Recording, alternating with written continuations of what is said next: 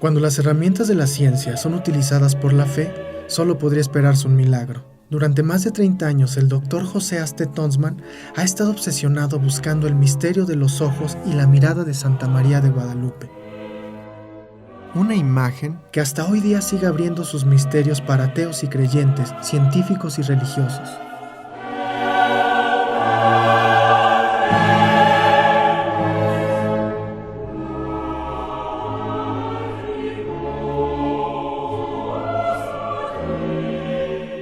Primero le dieron un puesto en un pueblo muy lejano del norte del Perú, que dije, yo ahí no voy a vivir porque era muy frío, muy pocas condiciones que podíamos vivir. Y nos avisan de la hacienda que lo quiere tomar, que nos daban casa, luz, agua, fruta, arroz, era una hacienda azucarera. Y ahí, wow, dijimos, nos podemos casar. Y así fue como nos casamos y entramos a la hacienda, que nos dieron una casa linda, la acomodamos. Era la cosa tan bella que todos los días nos llevaban un pan precioso hecho por el panadero de la hacienda. Era una hacienda de 5.000 personas, ¿eh? Una haciendota. Y además nos llevaban todos los días flores, un ramo de flores para que pusiera yo en mis floreros. Yo me sentía la reina de Saba en ese sitio. La pasamos 5 años muy lindos, un poco fuertes, pero muy lindos. Trabajó 5 años, yo sentía que él no recibía el sueldo que merecía recibir y le decía, Pepe, vámonos a Lima, o sea, a la capital. Total, me hace caso, nos vamos a la capital, le ofrecen 2 trabajos, uno en el gobierno y uno que de una forma muy casual necesitaba una persona en la IBM Perú. Se va a la IBM, lo emplean inmediatamente y entra a la compañía. Gana un premio muy importante y empieza a destacarse. Él quería estudiar una maestría en Estados Unidos, pero no había dinero para ir a estudiar la maestría. Total, conversando, le digo, Pepe, ¿por qué no pides que te manden a Estados Unidos a seguir una maestría? No, me dice, ¿quién? Nadie nos va a mandar. No hay dinero, nunca lo han hecho. ¿Y qué lo van a hacer conmigo? Total, le digo, si no lo hacen, renuncia. Yo tengo ahí una hermana que vive en Nueva York. Yo antes había trabajado en las Naciones Unidas. Le dije, yo trabajo, mi hermana me cuida a los hijos y tú estudias. Ese era el plan. Pero Dios tenía otro plan. La IBM le permitió a Pepe hacer un estudio de maestría en Nueva York, en la Universidad de Cornell. Él presentó a varias universidades, lo recibieron en esa y nos fuimos con toda la familia. ¿Para qué era todo esto? ¿Por qué no le aumentaban el sueldo en la hacienda? ¿Por qué escogió la IBM en lugar del otro sueldo, del otro puesto que era del gobierno que le pagaban casi el doble? Porque nuestro Señor quería que él viera la cuestión de la computación. Lo mandan a Estados Unidos, a Cornell, y empecé a estudiar primero la maestría. Total, se dan cuenta de la capacidad que él tenía y le dicen que estudie un doctorado. Escriben a Perú para que él estudie el doctorado y le dicen que no, que tiene que regresar. Total, la Universidad de Cornell le iba a dar la oportunidad a él de estudiar el doctorado bajo la Universidad de Cornell. Se enteran, escriben a Perú, Perú le dice que no, que se quede, pero que a los 5 años tiene que regresar a trabajar por el país. Se queda. ¿Por qué se queda? Porque ahí es donde estudió todo lo que necesitaba para hacer el estudio de los ojos de la Virgen de Guadalupe. Empieza a estudiar y él, en lugar de hacerlo en los años que era, lo acorta y lo hace en pocos años, total. Y regresamos al Perú. ¿Qué pasa en el Perú? ¿Ustedes creen que lo recibieron como el gran doctor? No. Lo recibieron como X y todos los trabajos que él le hacía para el Perú, ninguno salía. Uno de ellos fue tan importante de unos ríos que en Japón lo hicieron, pero en Perú no. Pero si nosotros recorremos nuestra vida, era todo llevarnos para vivir en México, que pudiera Pepe hacer el estudio. Porque antes de México había la posibilidad de mandarlos a Venezuela. pero Venezuela dijo que mejor no y México lo absorbió porque sí lo necesitaban en el centro científico. En eso me enviaron por 2 años a un centro que tenía esta misma empresa, IBM, en México, a nivel de Latinoamérica, en un centro que le llamaban Centro Científico Latinoamericano. Ahí vine por 2 años y trabajábamos con imágenes de satélite, imágenes microscópicas, y no eran trabajos, digamos, comercializables, sino más bien eran de contribución al país. Cuando vinimos a México, tuvimos un recibimiento tan amigable, tan amistoso, que quedamos muy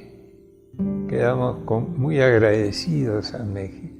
Y yo, pensando que ya a los 2 años me regresaba, traté de hacer algo, dejar algo por México usando mi tecnología, lo que estaba aplicando. Y es así como se me ocurrió estudiar a la Virgen de Guadalupe. Y decía, ¿por qué Dios me hace esta cosa? ¿Por qué no le aumentan el sueldo? ¿Por qué tenemos que luchar tanto por que él estudie una maestría? ¿Y por qué el doctorado? Todo era para llegar a los ojos de la Virgen de Guadalupe. Las adversidades muchas veces parecen solo estar en nuestra contra. Pero como nos lo revela la historia del Dr. Aste Tonsmann, esto no siempre es así. Son estas vicisitudes por las que Dios nos conduce por un camino insospechado, donde podemos realmente encontrar la misión que Él nos ha encomendado en este mundo. La semilla estaba plantada. El Dr. Aste Tonsmann, sin saberlo, se estaba acercando paulatinamente a los ojos, a la mirada misericordiosa de Santa María de Guadalupe, a su misión en este mundo. La tecnología que usábamos era muy avanzada para esa época. Estoy hablando de 1978, 79. Trabajábamos con imágenes de Landsat, el satélite, especialmente para estudiar los campos, las zonas agrícolas de México. Fue ahí donde me interesé en mi tiempo libre por estudiar a la Virgen de Guadalupe. Entonces fue así como pensé, voy a hacer ampliaciones, impresiones de la Virgen.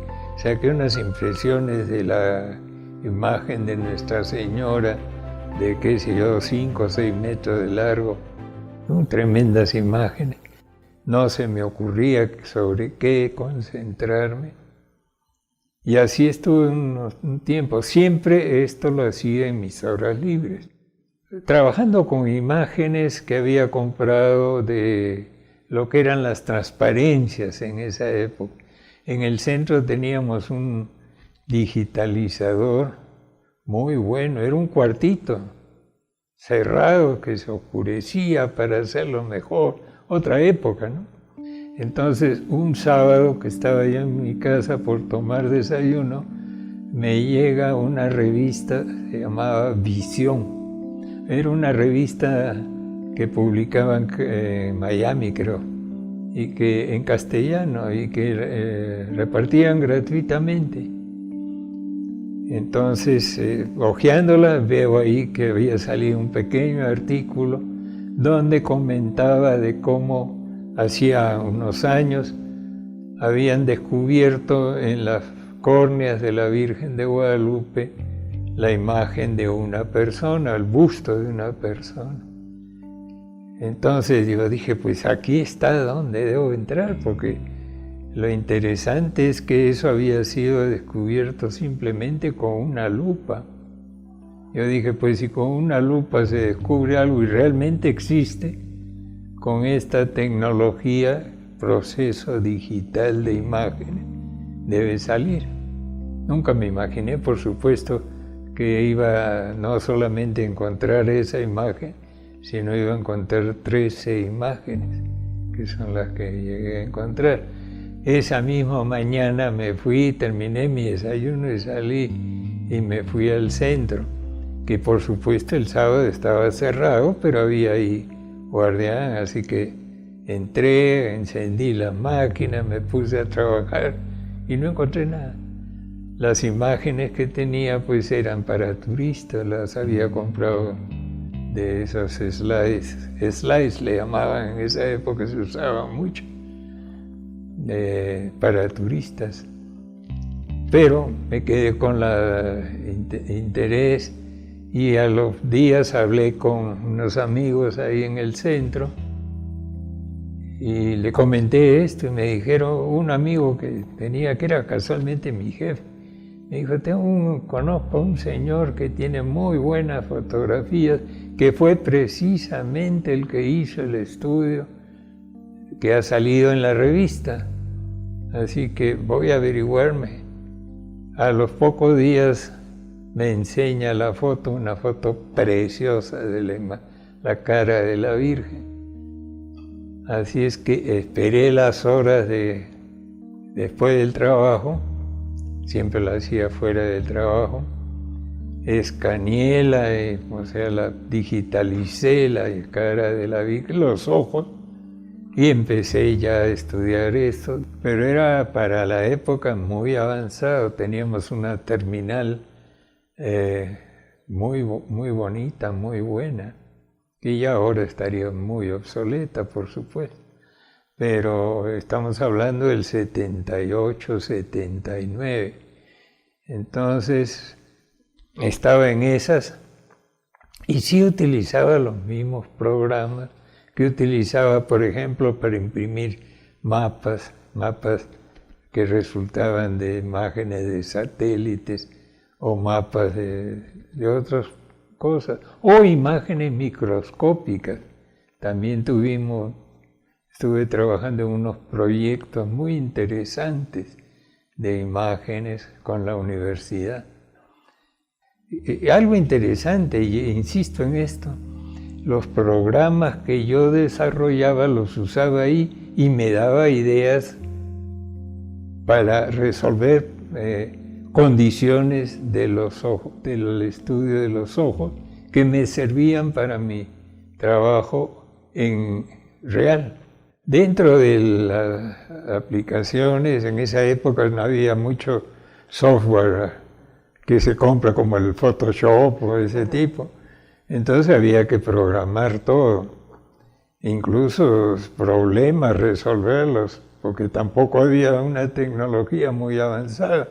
No había las impresoras de punto, por ejemplo, eran letras, y con eso hacer imágenes no era tan simple.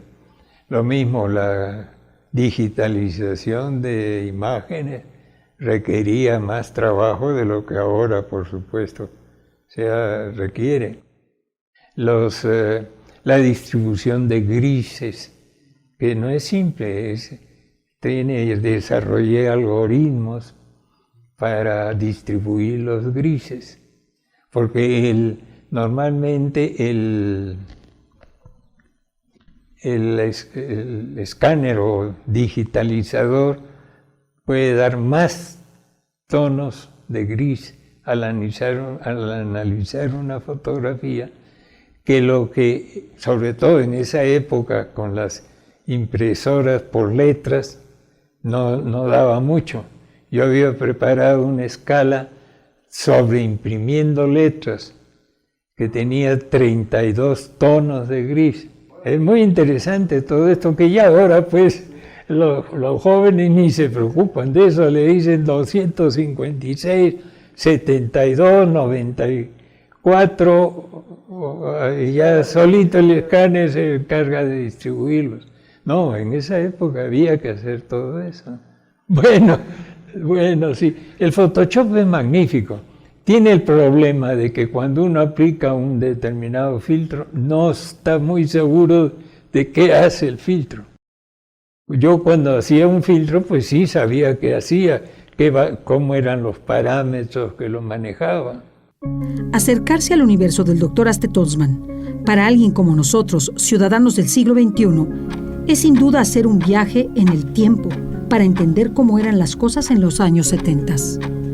Él trabajaba con imágenes de terrenos de todo el mundo y sistemas complejos con tecnología de la NASA.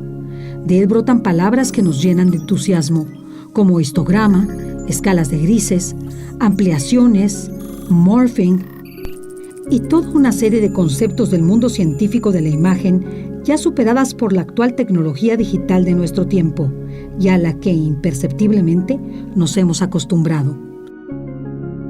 El Dr. Aste Tonsman es un pionero de la manipulación de las imágenes. Él hacía algo así como un Photoshop, pero no como ahora que solo hay que dar un clic y tienes una imagen en escala de grises. No. Él tenía que hacer cálculos matemáticos y equivalencias en lenguaje de programación para obtener una imagen en blanco y negro. Fueron unos años muy importantes para la familia, porque pues todos tuvimos que dar de nuestra parte para no tener al papá o al esposo con nosotros, porque él trabajaba días, noches, no había para él sábados, no había domingos, llegaba de la oficina y se ponía a trabajar en las noches. Fue mucho tiempo los que ustedes ven en 45 minutos, 1 hora y media, son años de estudio. Y eso fue para la familia un poco fuerte. Pero con el amor que se tiene entre los esposos y los hijos a su padre, pues todo fue un poquito más fácil, porque también tenemos que pensar que la Virgen nos ayudaba a estos momentos, a estos años de no tenerlo como nosotros queríamos. Hemos quedado en que yo le avise 20 minutos antes de que se sirva la comida o la cena, porque siempre llega tarde a la cena o a la comida. Entonces hemos quedado en eso. Le aviso, Pepe, en 20 minutos va a estar la comida para que estés listo. Ya voy. Pasan 5, 10 minutos, 15 minutos, 20 minutos, media hora y no se mueve y siempre me dice, es que estoy en algo tan importante que no podía ir. Eso es toda la vida. Son cosas que yo entiendo que él no puede dejar, pero también él debería de entender que yo estoy con la comida que se me enfría y no llega a comer. Son detalles que hay que soportar en la vida de un científico, pero a veces se me antoja no soportarlo y ya, que se acabe el asunto y que venga en el momento que yo quiera. Pero este camino no fue solo una encomienda para el Dr. Aste Tonsman, lo fue para toda su familia, ya que también se vería implicada en su inquietud de encontrar el misterio de la mirada del ayate de San Juan Diego, de la imagen pintada en el milagro del misterio guadalupano. De esta manera, todos ayudaron y comprendieron la gran misión y labor que su padre estaba haciendo como una encomienda del cielo, y sin duda no era una tarea fácil, pero el Dr. Aste y su esposa supieron infundir en sus hijos el orgullo que debían todos sentir por su padre, un incansable científico al servicio de Santa María de Guadalupe. Yo llevé las primeras imagen que descubrí, que era la figura de un indio sentado con las piernas cruzadas. La llevé a casa y le dije a mi esposa, ven para que veas esto. Así que ¿qué ves? Me dice, pues hay una persona ahí sentada.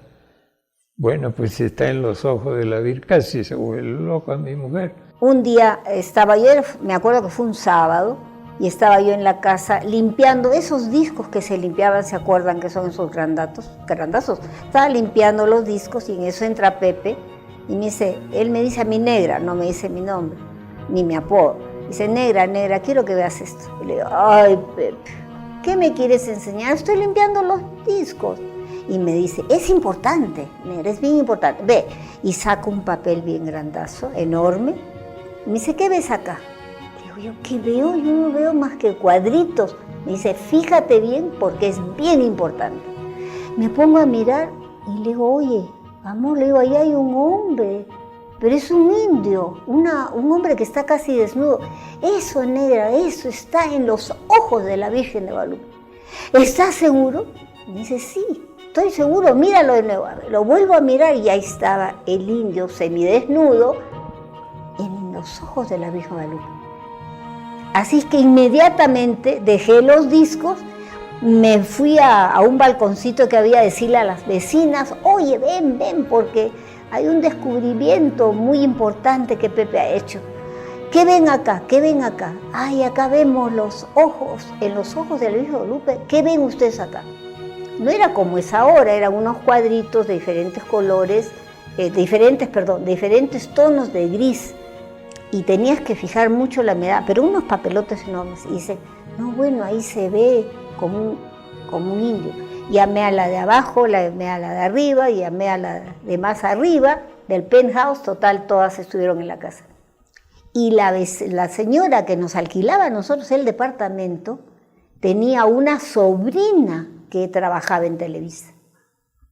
Y esta sobrina se entera, y eso fue el lunes o el martes que llegan las cámaras para entrevistar a Pepe. Total, ahí arrancó realmente el momento de que el mundo se empezó a enterar de lo que Pepe había hecho. En esa imagen nomás.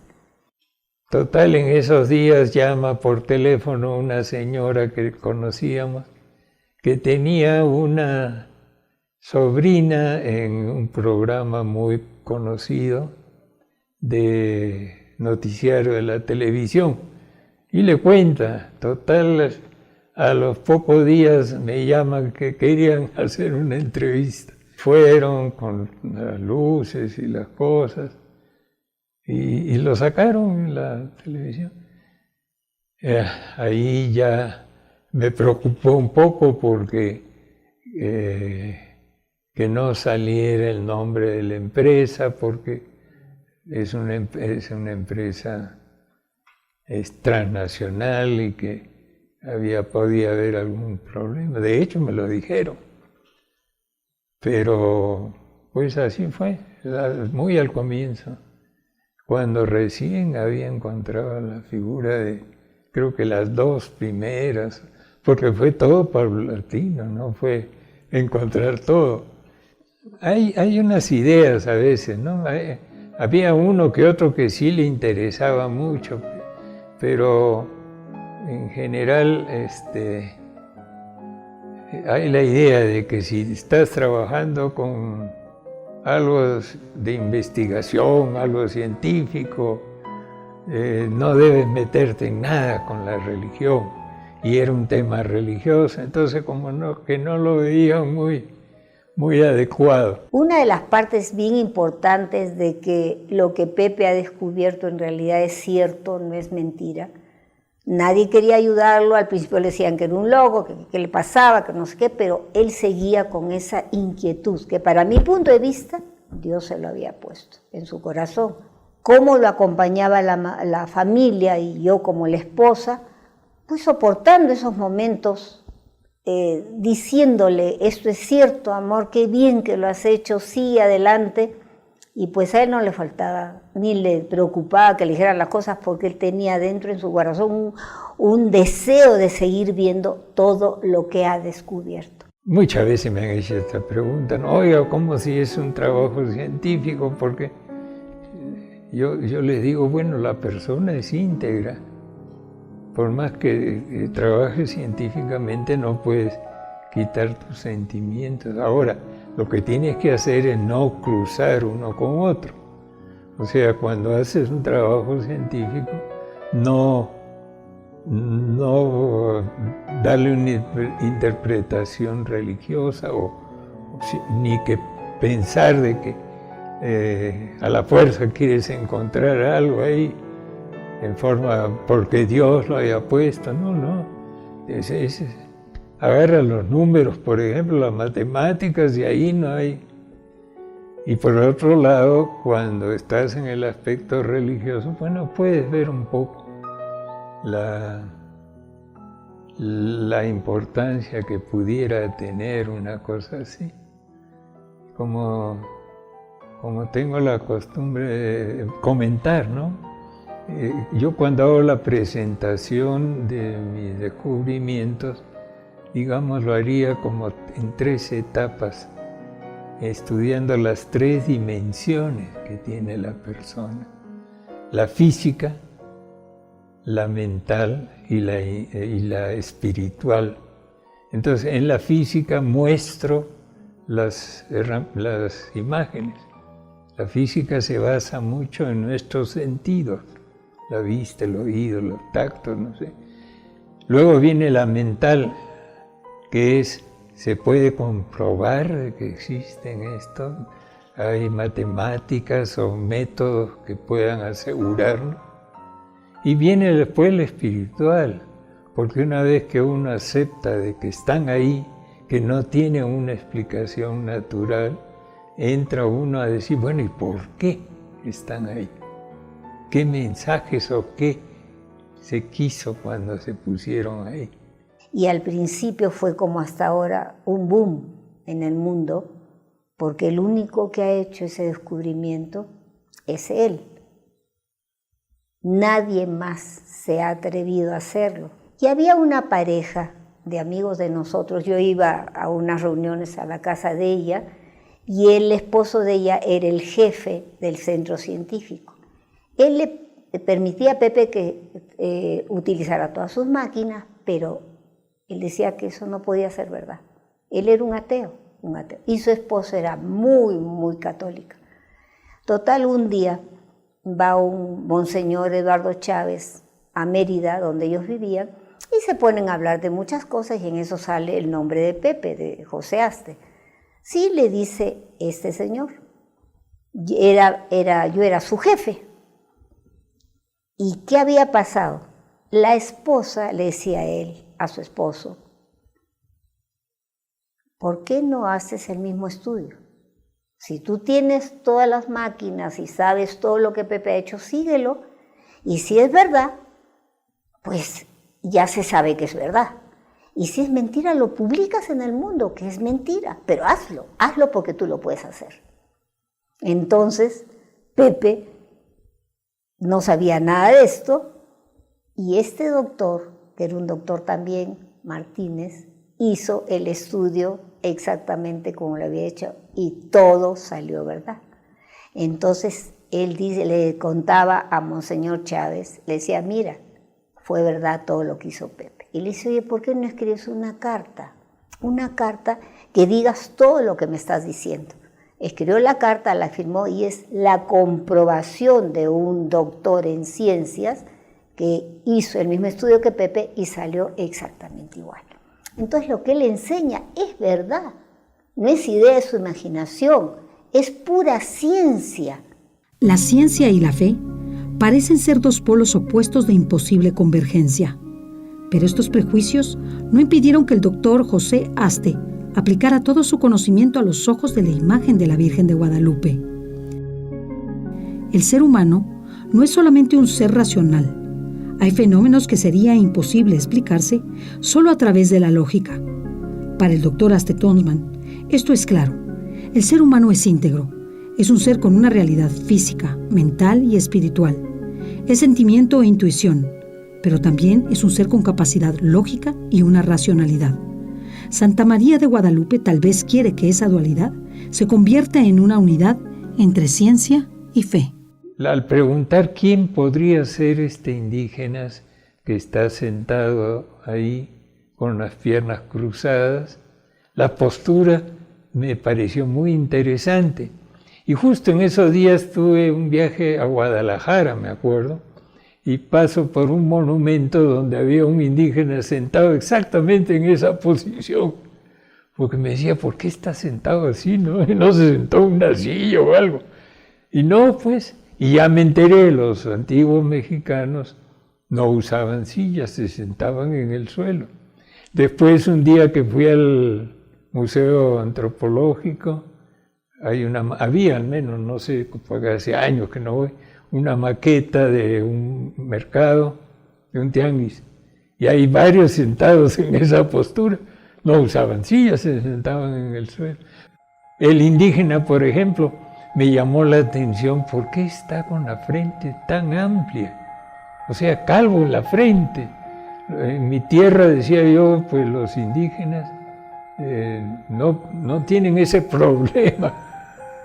Se les cae muy poco el pelo. Y un día lo expresé en una reunión que tuve muy al comienzo. Le dije, miren, aquí veo me llama la atención, pero bueno, así está. No, me dijeron, los indígenas se afeitaban la frente también. Si quiere, vaya ahí al cerrito y va a ver. Y efectivamente en el cerrito hay unas pinturas donde están con la cabeza afeitada, pero no al principio, sino adentro, atrás de la cabeza. Está así, adelante tienen pelo y atrás... Bueno, eran distintas modas, serían distintas épocas quizás. Sí, ahora lo vemos, ¿no?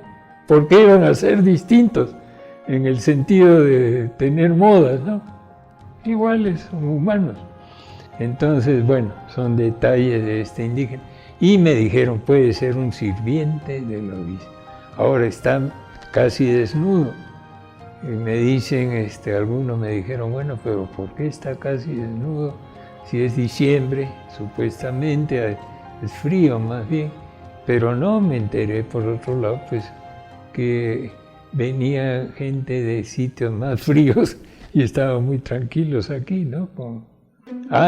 Eso me lo hicieron ver en una conferencia. Se le ve en el pie izquierdo, se le ve una tirita, una cinta, que sería la correíta de la sandalia o guarache, que estamos hablando de dimensiones muy pequeñas. Pero lo más interesante fue la oreja. Y eso sí le dediqué varios días porque no la veía muy claro hasta que pude observarla y ver bien que era su oreja. Y más interesante la argolla que tiene colgando de la oreja. Ya me puse a calcular un poquito su dimensión, pues sí es muy pequeñísima, pequeña, más delgada que un pelo humano, ¿no? Y eso pues al principio no le di la importancia, pero sí, después pensándolo con calma, pues dije, no, bueno, si es tan delgada y hay gente que dice que la pintó un pintor a la imagen, ¿cómo pudo pintar esto, no? No habría podido usar un pincel de pelos. Este es sin duda un argumento infalible. La medida de un cabello es de 0.06 a 0.09 milímetros y la medida de la imagen encontrada por el Dr. Aste Tonsman es aún más pequeña. Su descubrimiento demuestra a la ciencia que el ayate no podía ser pintado por mano humana, por pincel alguno.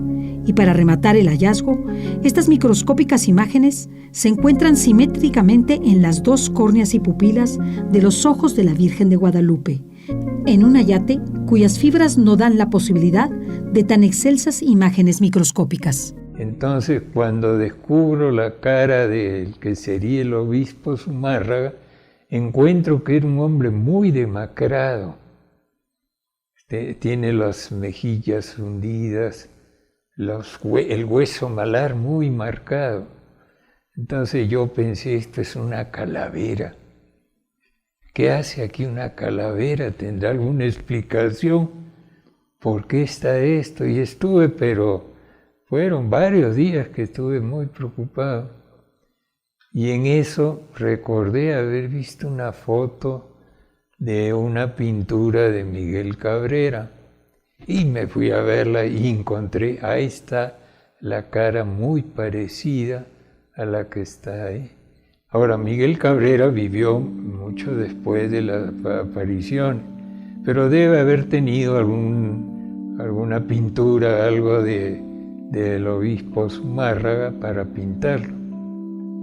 En una academia de pintores que yo di una plática, se me acercaron y me dijeron, no se preocupe, los pintores buscamos, cuando queremos representar algo, buscamos alguna pintura que se haya hecho, un cuadro, digamos, que se haya hecho de este señor.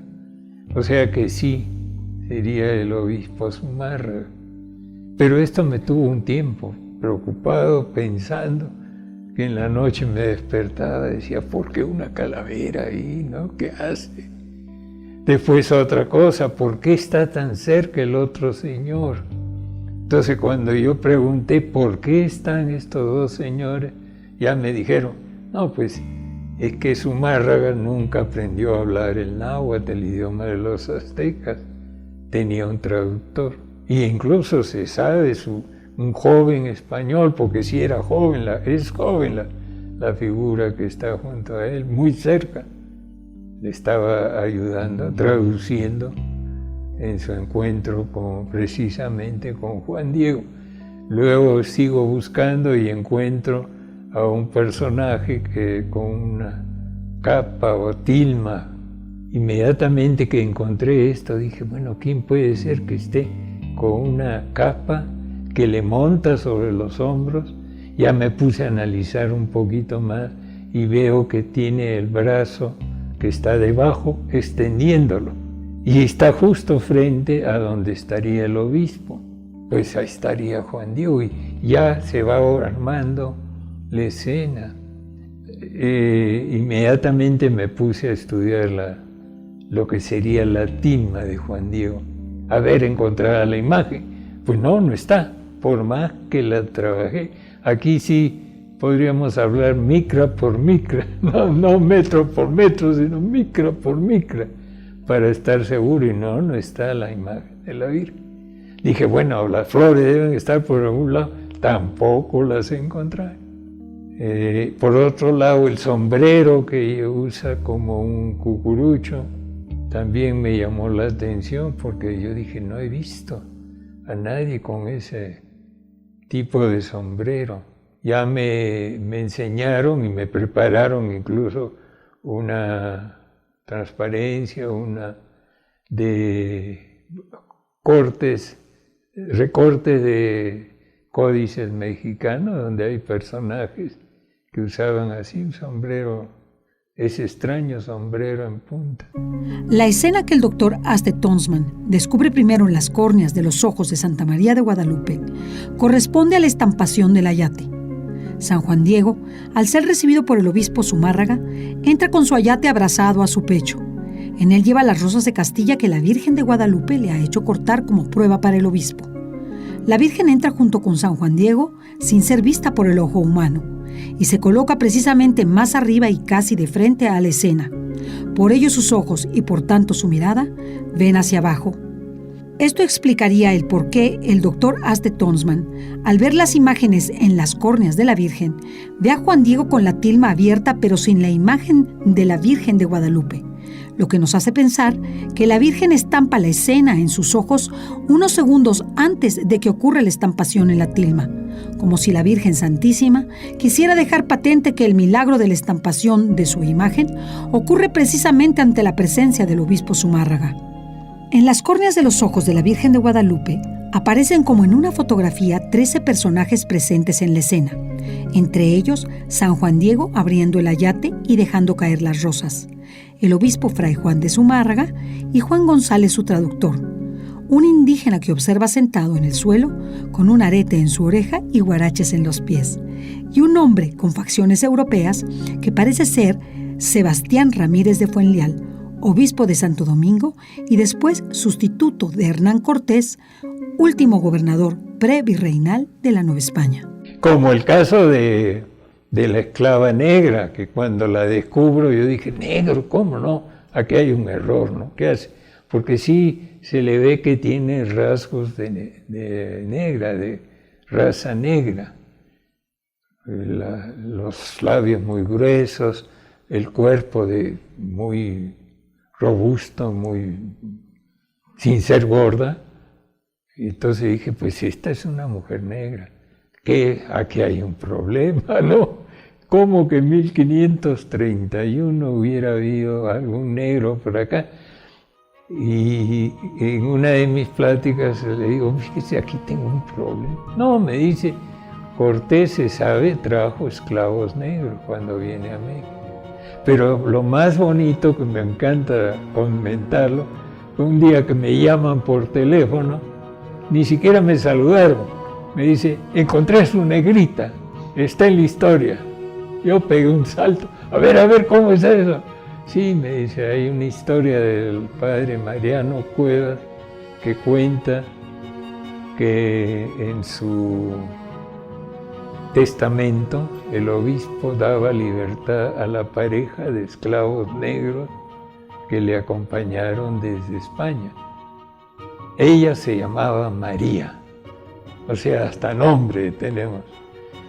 Y posteriormente un señor también me confirma esto, pero ya esto fue después, ya yo con eso estaba tranquilo, y me dice, estuve en el archivo en España, donde está el acta de embarque del obispo Zumárraga cuando venía a México. Y ahí aparece que lo acompañaba una pareja de esclavos de raza negra. ¿Saben hasta cuánto pagó por cada uno de ellos? Porque también pagaban, ¿no? No es que lo trajeran gratis. Y de la mujer esta negra siempre pienso yo, ¿no? Se imaginaría esta humilde esclava que íbamos a ver su fotografía 500 años después. De gran impacto es la imagen de una mujer negra que aparece detrás de la figura de Juan Diego. Parece como si en los ojos de la Virgen de Guadalupe apareciera una fotografía instantánea de ella, una mujer de ojos penetrantes que mira con asombro. Solo pueden verse su busto y su cara. Es de tez morena, nariz achatada y labios gruesos, rasgos que corresponden a los de una mujer de raza negra. El padre Mariano Cuevas, en su libro Historia de la Iglesia en México, comprueba que el obispo Zumárraga había concedido en su testamento la libertad a la esclava negra que le había servido en México. Luego, por supuesto, mi preocupación era encontrar, porque ahora sí ya creía en lo que habían encontrado, y lo encontré, ¿no? Esa imagen la encontró primero un fotógrafo, el fotógrafo de la basílica. Este señor lo descubre y, según me enteré, le avisa a la autoridad de la iglesia. Esto debe haber sido por los 20 y tantos, en la época en que México estaba en grandes problemas, la religión con el gobierno. Entonces, la autoridad de la iglesia dice, mejor no publicar nada de esto, no hacer, como dicen en mi tierra, no hagamos olas, no es el momento para esto. Entonces se quedó así, y pasan años, se olvidó la gente, no sabía nadie de esto, y pasan años y un señor Salinas, Carlos Salinas, ya con una lupa, al ir copiando para hacer una copia de la imagen, redescubre esta figura, este busto humano que está en el ojo derecho y en el ojo izquierdo. Bueno, todos están en los dos ojos. Y lo redescubre, lo ve y saca incluso un libro, y es del cual yo me entero en el artículo de la revista que menciona ese estudio. Esto debe haber sido por los 50, por ahí, o 50 y tantos. Ya el señor Salinas falleció también. Y claro, con la fotografía no da mucha capacidad para hacer ampliaciones y ver los rasgos de español que tiene. Ya con la computadora sí, yo le saco grande y se ve, es un español. Que también pregunté quién podría ser. Entonces la opinión es de que pudiera ser el señor Fuenleal, que fuera obispo de Santo Domingo y que también estuvo en México en la segunda audiencia. Temporalmente estuvo en la segunda audiencia. Es más, ya averiguando un poco de este señor, ya por otro lado, él parece que ayudó, junto con Zumárraga incluso, a que se hiciera el Colegio Real de la Santa Cruz, que era donde daban formación muy avanzada, casi a nivel universidad, a los hijos de indígenas, que duró unos cuantos años, porque después se canceló, ahí en Tlatelolco. El fotógrafo Carlos Salinas corrobora el hallazgo en los ojos de la Virgen de Guadalupe del hombre con facciones europeas a quien identifican como Monseñor Sebastián Ramírez de Fuenleal, quien había realizado el cargo de obispo en Santo Domingo y había sido presidente de la Real Audiencia. Después, es nombrado sustituto de Hernán Cortés y fue el último gobernador previrreinal de la Nueva España. En unos días nos avisaron que el obispo quería ver, obispo o arzobispo quería ver la conferencia de Pepe. Él tenía en ese momento 3 imágenes, nada más.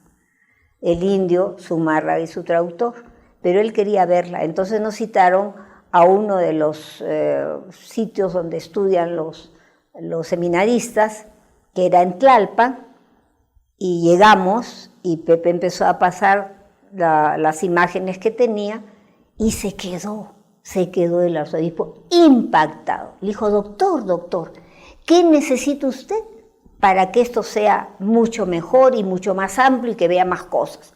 Y Pepe dice, tomar fotos actuales con films actuales para que pueda salir las cosas más nítidas. Y dice al secretario, venga señor secretario, dele una fecha al doctor para que vaya a la basílica y se acerque a la Virgen de Guadalupe.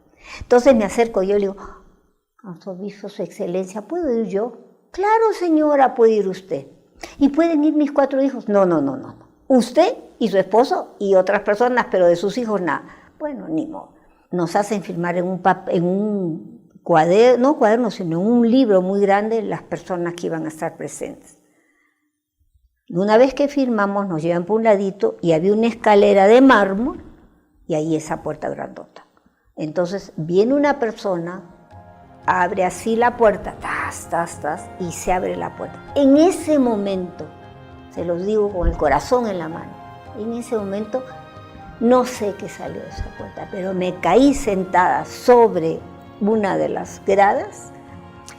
Me puse a rezar pidiendo por todos mis hijos, por mis hermanos, mis sobrinos. No sabía, pero seguía pidiendo a algo que salió de ahí. Unas escaleras en rojo con terciopelo rojo y la pared al costado con terciopelo rojo. Cabo las escaleras, había una pared, volteó a la izquierda y ahí estaba la Virgen. Parada sobre el suelo, sin cristal. Me acerco donde ella, bueno, una belleza. Los colores que vemos nosotros así de lejos nada tienen que ver con los colores maravillosos. El rosa es un rosa, el rosado es precioso, el dorado es vibrante hacia el rosado. El azul es un azul que yo nunca he visto en el mundo, un azul turquesa. Y la cara de ella, no, es una preciosura. Y lo que se siente en nuestro corazón es algo impresionante.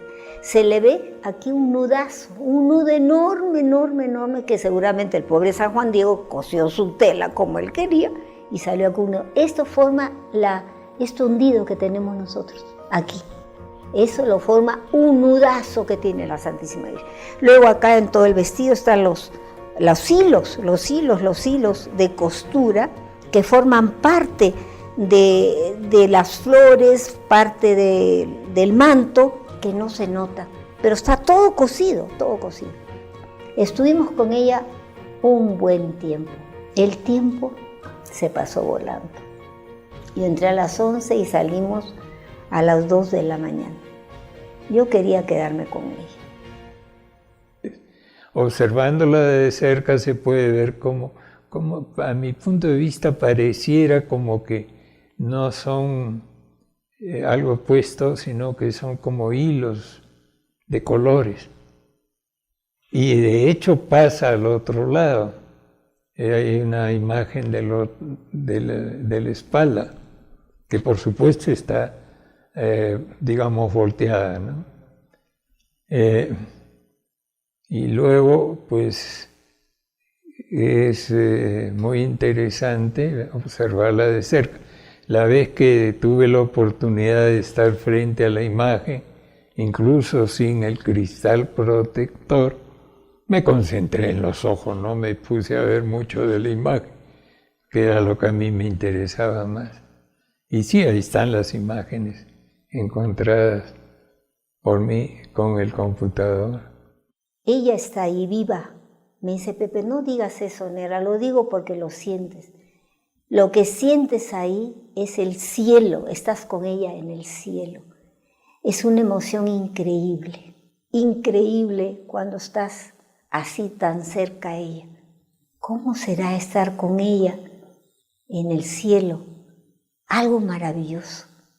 Cuando vayamos a la basílica, no veamos un cuadro. Vamos a verla a ella viva, te está mirando a tus hijos, a tu familia, a tus padres. Pídele lo que quieras. Ella dice, pídeme y te lo daré. Vayamos con otra mente y con otro corazón a verla. Se los digo porque yo, gracias a Dios, lo he sentido.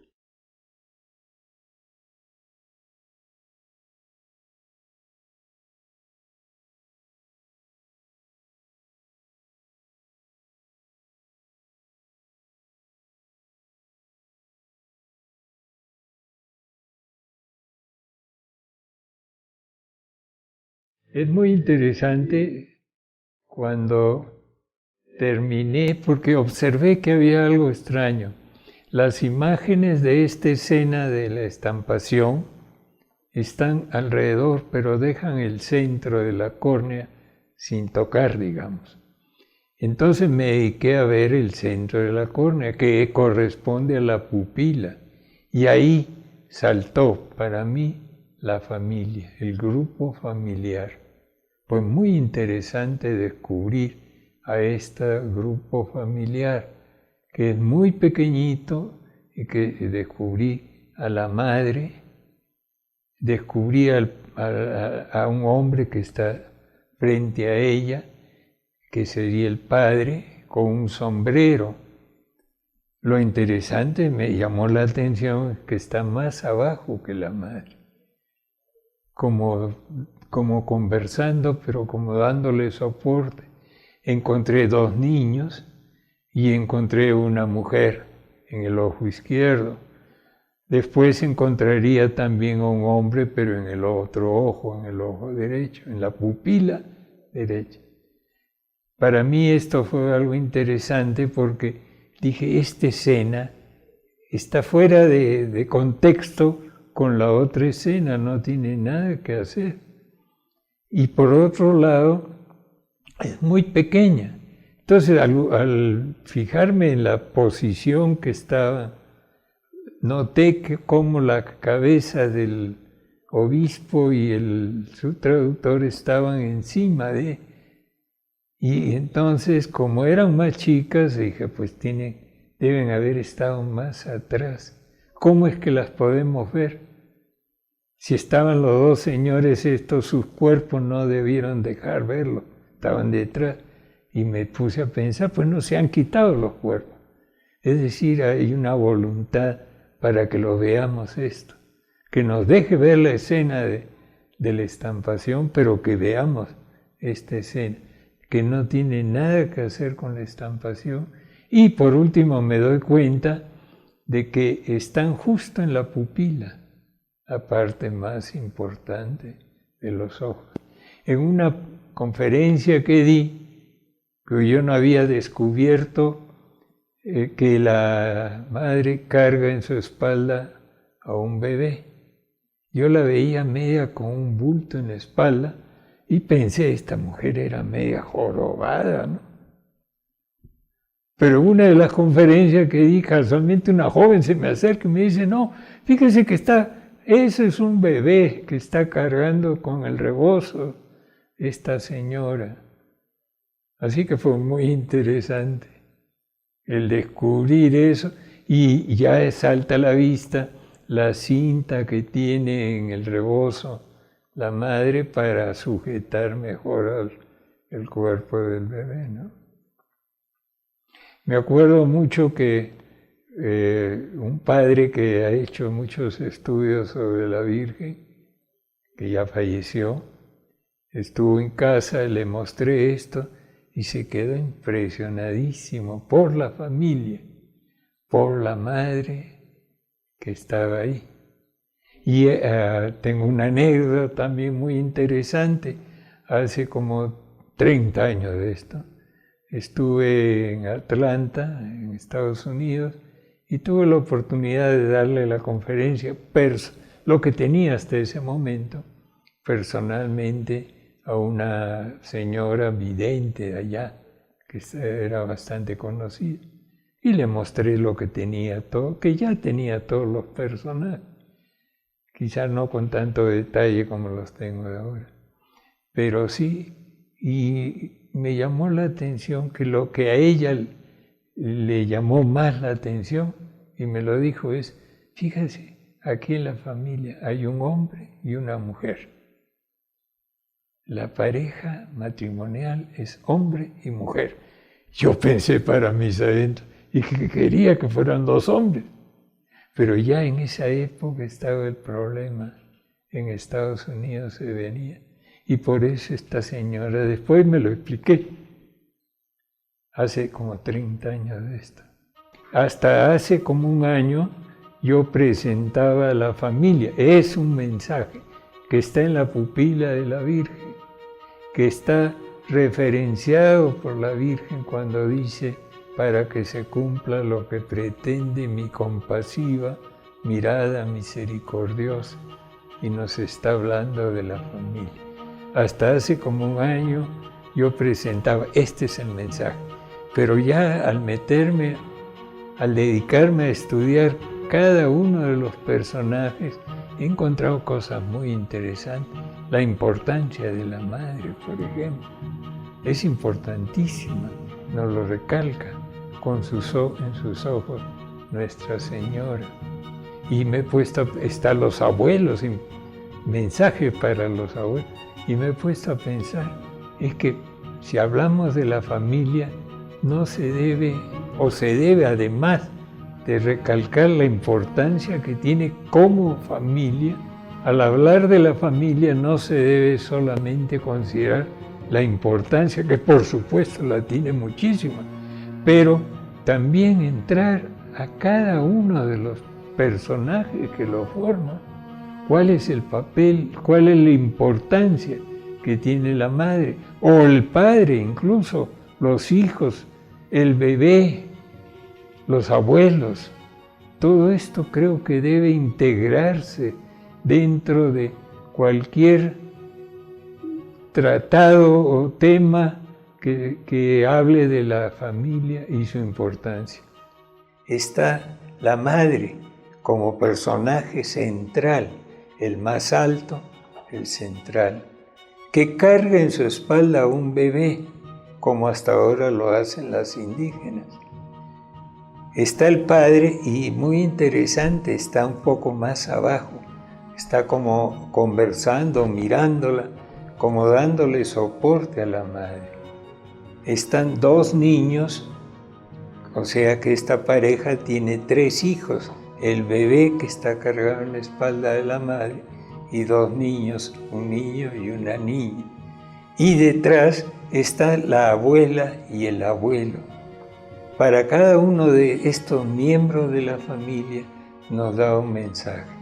Creo que es lo más importante de toda esta investigación, porque es un mensaje, como me gusta decir, que estuvo ahí escondido por muchos años, más de 450 años, que lo estamos descubriendo ahora. Y nos está diciendo, no solamente la familia es muy importante, están en la pupila de mis ojos, en mi mirada, nos dice la Virgen, pero además nos está diciendo, ojo, cada uno de estos miembros tiene un papel importante en la familia. La familia está formada por estos miembros. Tenemos que resaltar su importancia y sus cualidades, lo que debe hacer, etc. Entonces, si empezamos, podríamos hablar primero de la madre, porque es el personaje más destacado. Cuando yo convierto las imágenes de uno de los ojos al otro, se nota que hay una rotación de todos los personajes, de los 13 personajes, de 12 de ellos, porque la madre se queda quieta, se queda fija. ¿Por qué hay la rotación? Porque la cara de la Virgen está inclinada. Si quisiéramos que en el ojo derecho tuviera lo que tiene en el ojo izquierdo, tendría que haber girado su cara. Y de hecho ya eso lo tengo en unos videitos. La madre se queda fija, es el eje de toda la rotación. No solamente de los miembros de la familia, sino también de todos los miembros, todas las personas que están registradas, digamos, en las córneas de la Virgen. Nos está diciendo, pues, Nuestra Señora, la importancia de la madre. Es el eje de la familia, es el eje de la sociedad. Creo que a veces nos descuidamos de la importancia de la madre. Es más, el padre, como ya mencioné, está más abajo, como dándole soporte. Y en ese giro nos está recalcando la importancia de la madre. Si seguimos, el padre ya les decía, está más abajo, está ahí presente, muy cerca de la madre, muy cerca de los hijos, formando el núcleo familiar.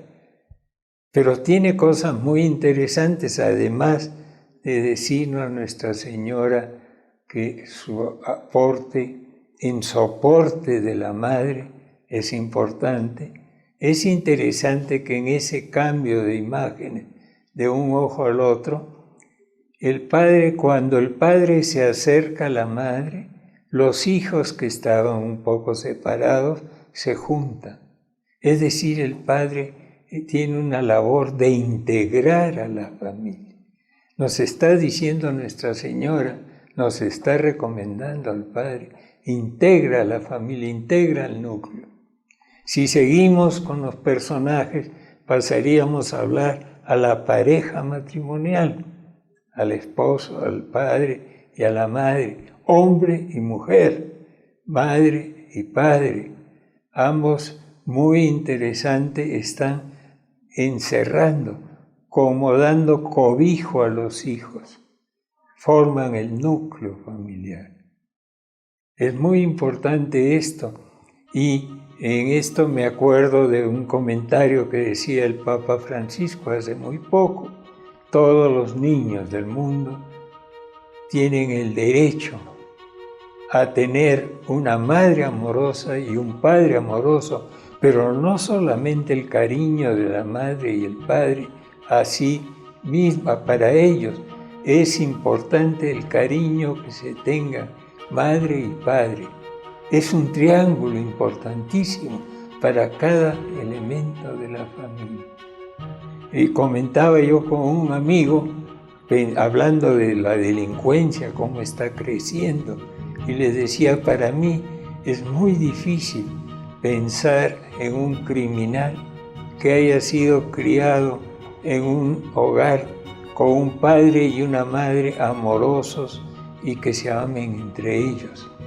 Y creo que eso está propiciando este incremento tan fuerte que estamos viendo en todo el mundo de la delincuencia. Y pasamos a ver al bebé. Es algo que a mí me llamó la atención. ¿Cómo podía Nuestra Señora dejarnos esa información de la importancia del recién nacido? Hace más de casi 500 años de anticipación. Nos resalta entonces Nuestra Señora especialmente la presencia del recién nacido. Ahí está, nos está diciendo la importancia de la vida, la importancia de proteger a los nacidos y a los no nacidos.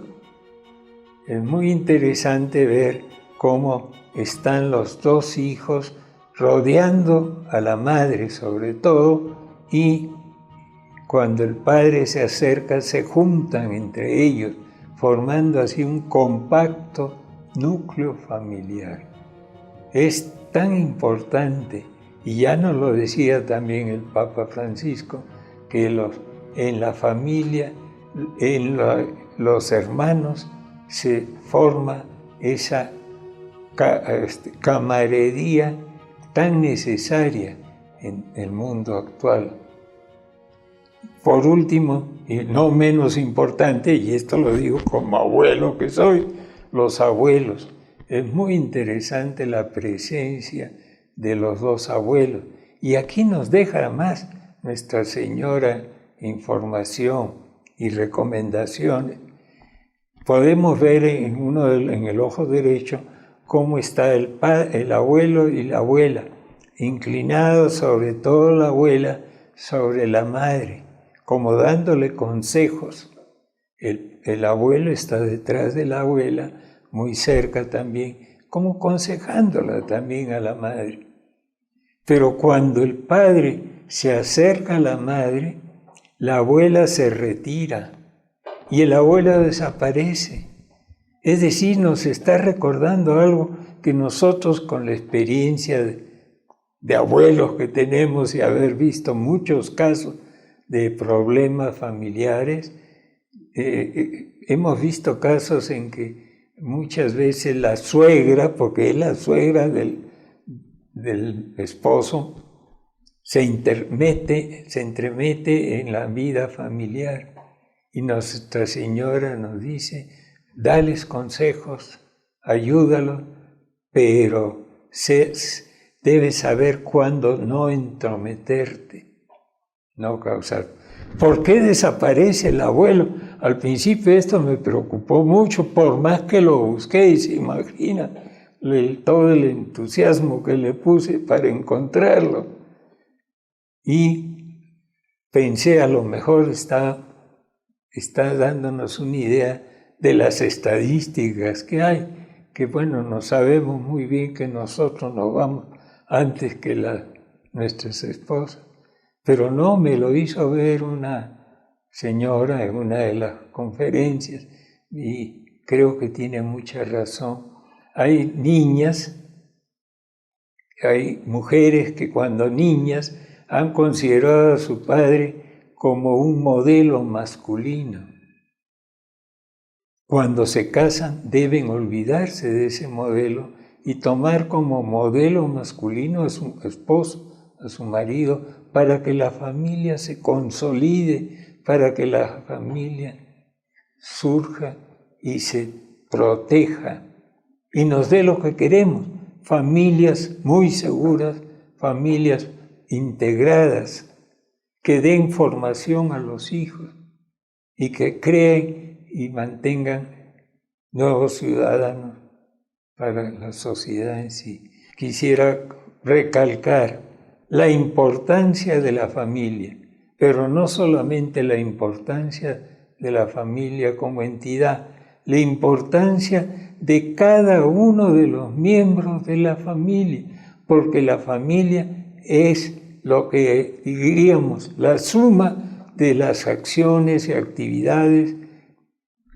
de cada uno de los miembros que la forman. Creo que es muy importante eso, formar a cada uno de los miembros de la familia.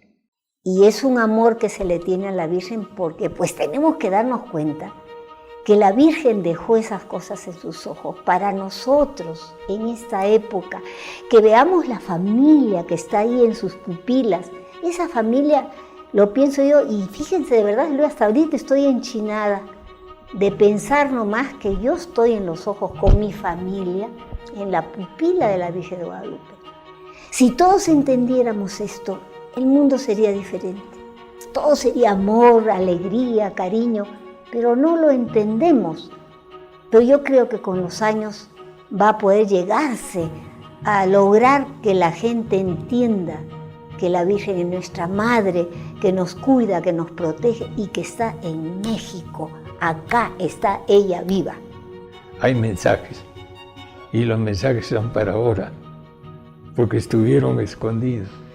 Cuando yo presento esto les digo, a ver, vamos a calcular cuántas personas han estado frente a la imagen de la Virgen y que ni siquiera se les ha ocurrido que estuvieran en sus ojos estas imágenes desde su aparición.